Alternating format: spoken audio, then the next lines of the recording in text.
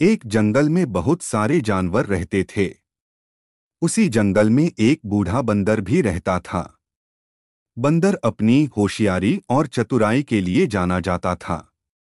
जंगल में जब किसी प्रकार की मुसीबत आती थी तो सभी जानवर अपनी समस्या का हल निकालने के लिए बंदर के पास ही जाते थे। उसी जंगल में एक बिल में एक खरगोश भी रहता था। एक बार खरगोश खाने की तलाश में कुछ दिनों के लिए बाहर चला गया, जिससे उसका घर बिल खाली हो गया। खरगोश का बिल खाली देखकर एक खरगोशनी उस बिल में रहने लगे।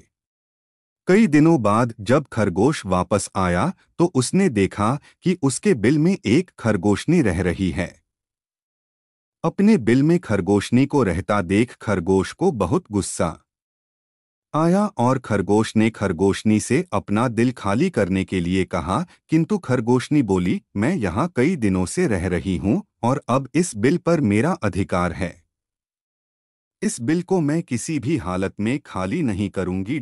खरगोशनी की बात सुनकर खरगोश बोला, तुम तो अभी कुछ दिनों से ही इस बिल में रह रही हो, मैं तो यहाँ कई वर्षों से रह रहा हूँ। मैं कुछ दिनों के लिए बाहर चला गया तो तुम मेरे बिल पर कब्जा करना चाहती हो, मैं ऐसा नहीं होने दूंगा।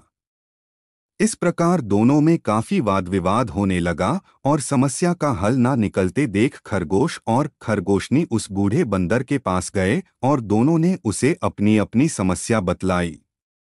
बूढ़े बंदर ने दोनों को समझाने का बहुत प्रयत्न किया, किंतु दोनों अपनी बात से टस से मस नहीं हुए।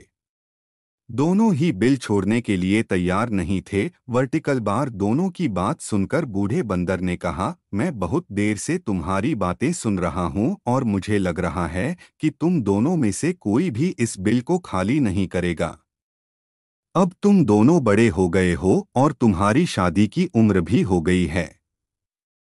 मेरे विचार से तुम दोनों के स्वभाव भी आपस में मिलते हैं, इसलिए तुम दोनों को आपस में शादी कर लेना चाहिए। इससे तुम दोनों को बिल भी खाली नहीं करना पड़ेगा और दोनों को इस बिल से अपना दावा भी नहीं छोड़ना पड़ेगा।